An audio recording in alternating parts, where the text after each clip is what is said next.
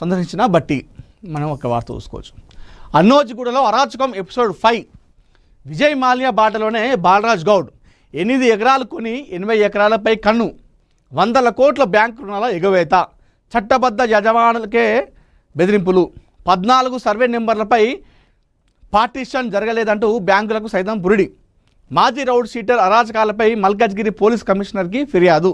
మళ్ళీ రౌడ్ sheet open చేయాలని విన్నపం. సమగ్ర విచారణ జరిపి చర్యలు తీసుకుంటామని హామీ.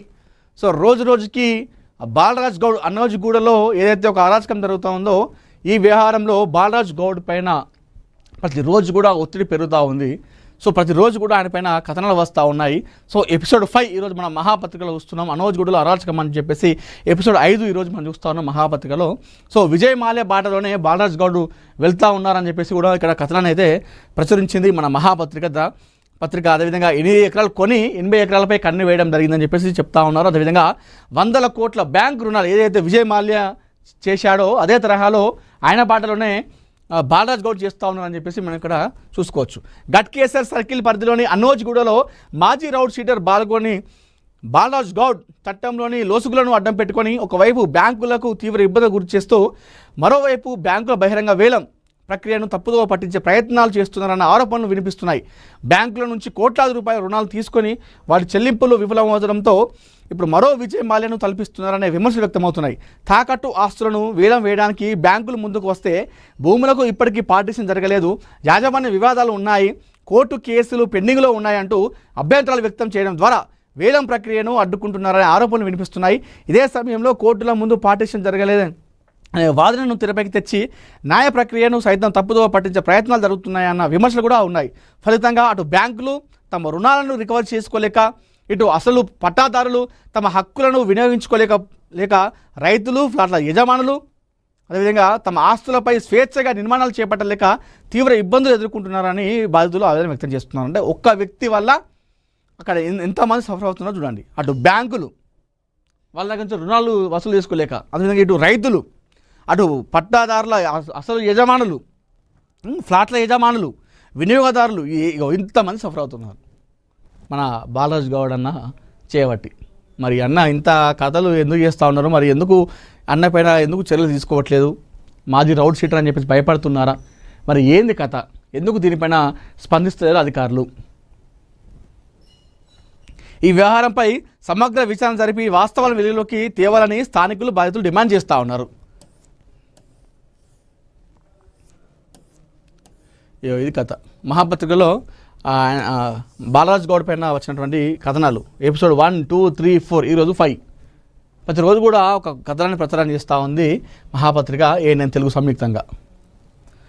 ఇంకో భయ ప్రాంతుల్లో రైతులు, ఫ్లాట్ల యజమానులు ఇది కథ. 8 ఎకరాలు కొనుగోలు చేసి 8 ఎకరాల పైగా పెత్తనం చేస్తూ ఉన్నారట మన బాలరాజ్ గౌడ్.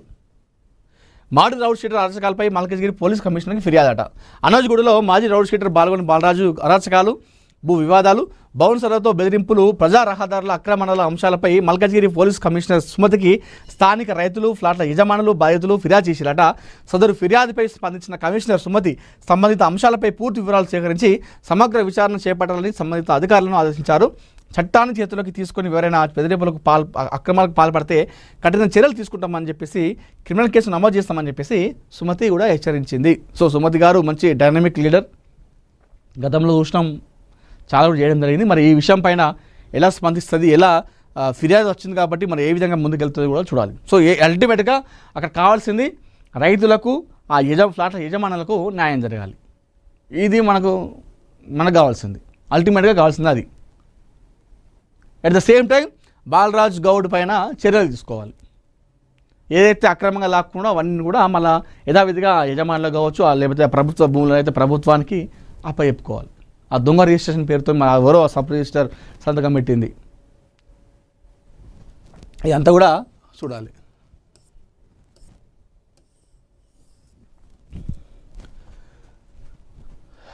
జీడిమెట్లలో నాలాల దురాక్రమణ, నాలాపై కమర్షియల్ నిర్మాణాలు అని చెప్పేసి ఇక్కడ మనం వార్త వస్తున్నాం. అడ్డదారిలో HMDA అనుమతులు జారీ, బహుళ అంతస్తుల నిర్మాణాలకు సలహాలు, ముడుపుల మత్తులో ఇరిగేషన్ NOCలు, ఇరిగేషన్ చట్టాలు అక్రమార్కులకు చుట్టాలుగా మారిన వైనమంట. ఇరిగేషన్ చట్టాలకు తూట్లు పొడుస్తున్న ఇంటి దొంగలు, నాలాల కబ్జాతో నగర భవిష్యత్తుకు ముప్పు. ఇప్పుడు ఇదంతా చేస్తారు, అధికారులు కూడా దీనికి వత్తాసు పలుకుతారు. వాళ్ళైతే డబ్బులు ఇస్తే ముడుపు మత్తుల ఇట్లాంటి ప్లేసులలో కడతారు. ఆ తర్వాత భవిష్యత్తులో వర్షాకాలం వస్తే అప్పుడు చూపిస్తుంది ఇంపాక్ట్.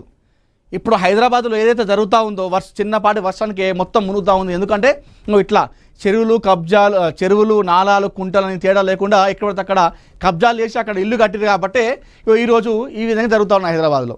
చిన్నపాటి వర్షానికే మొత్తం ఆగమాగం అవుతుంది. ఎందుకవుతుందంటే చెరువులపైన కుంటలపైన నాలాలపైన ఇలా కబ్జాలు చేసి అక్కడ ఇల్లు కట్టడం వల్లే హైదరాబాద్లో ఈరోజు వర్షం పడితే ఈ బాధ. ఇప్పుడు జీడిమెట్లలో నాలల దురాక్రమణ ఇక్కడ నిర్మాణం చేస్తూ ఉన్నారు. ఇప్పుడు ఏం కాదు, ఈ ఇంపాక్ట్ అనేది ఫ్యూచర్లో చూపిస్తుంది అక్కడ జీడిమెట్ల ప్రజలకి, ఆ ఏరియా ప్రజలందరూ కూడా. ఇది కథ. డబ్బులు ఇస్తే అధికారులు ఏదైనా చేస్తారు. Hence proved. మళ్ళా ఇది అడ్డదారిలో హెచ్ఎండిఏ అనుమతులు పర్మిషన్ తెచ్చుకోరన్నట. ఇది సహజ సిద్ధంగా ప్రవహించే నాలాలను ఆక్రమించి బిల్డర్లు దురాక్రమణకు తెగబడ్డారు.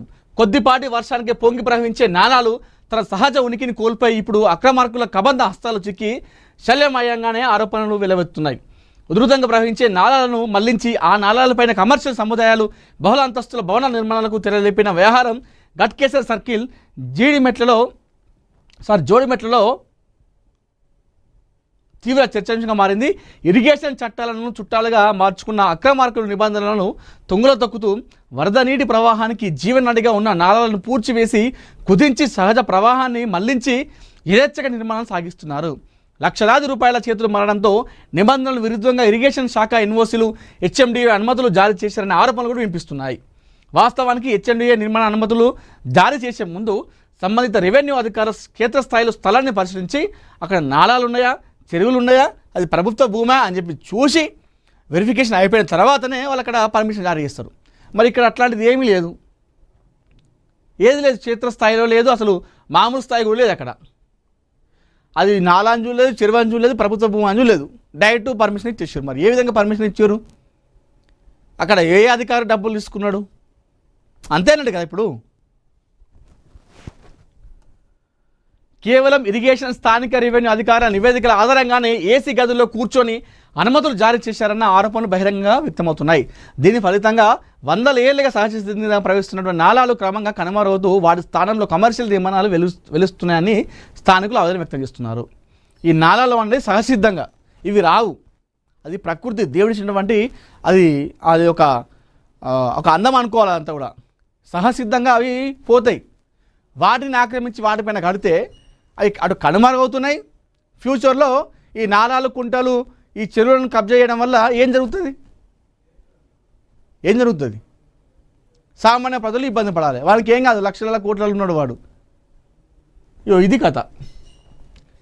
మరి ఏం జరుగుతూ ఉంది హైదరాబాద్లో? ఇంత యథేచ్ఛగా కబ్జాలు చేస్తూ ఉన్నారు ప్రభుత్వ భూములను సైతం, నాలాలను, చెరువులు, కుంటలు.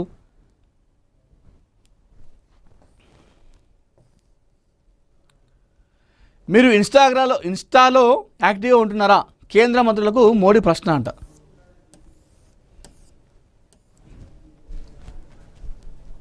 యువతకు మరింత చేరువయ్యేందుకు కేంద్ర మంత్రులు ఇన్స్టాగ్రామ్ వంటి వేదికల్లో యాక్టివ్గా ఉండాలని ప్రధాని మోడీ పేర్కొన్నారు. శుక్రవారం కేబినెట్ సమావేశం సందర్భంగా మంత్రులకు ఈ మేరకు సూచించారు. ఇన్స్టాగ్రామ్లో ఎంతమంది యాక్టివ్గా ఉంటున్నారని ప్రధాని మోడీ మంత్రులను ప్రశ్నించారు. ప్రస్తుతం దేశంలో యువత ఎక్కువ సమయం సోషల్ మీడియాలోనే ఉంటున్నట్టు చెప్పారు. కాబట్టి ప్రభుత్వం సోషల్ మీడియా వేదికల్లో యువతకు దగ్గరేందుకు ప్రయత్నించాలని సూచించినట్టు జాతీయ మీడియాలో కథనాలు వెలువడ్డాయి. ప్రభుత్వ కార్యకలాపాలకు సంబంధించిన వివరాలను సోషల్ మీడియాలో పోస్ట్ చేసినంత మాత్రాన సరిపోదని ప్రధాని మంత్రులకు చెప్పినట్టు జాతీయ మీడియాలో కథనాలు వెలువడ్డాయి. సోషల్ మీడియాలో నేరుగా యువతతో టచ్లో ఉండాలని ప్రధాని సూచించారు. యువతకు మరింత దగ్గర చేసే రీల్స్ వంటి క్రియేటివ్ కంటెంట్ను పోస్ట్ చేస్తూ ఉండాలని కూడా ప్రధాని సూచించినట్టు జాతీయ మీడియాలో కథనాలు తెలిపారు. కేంద్ర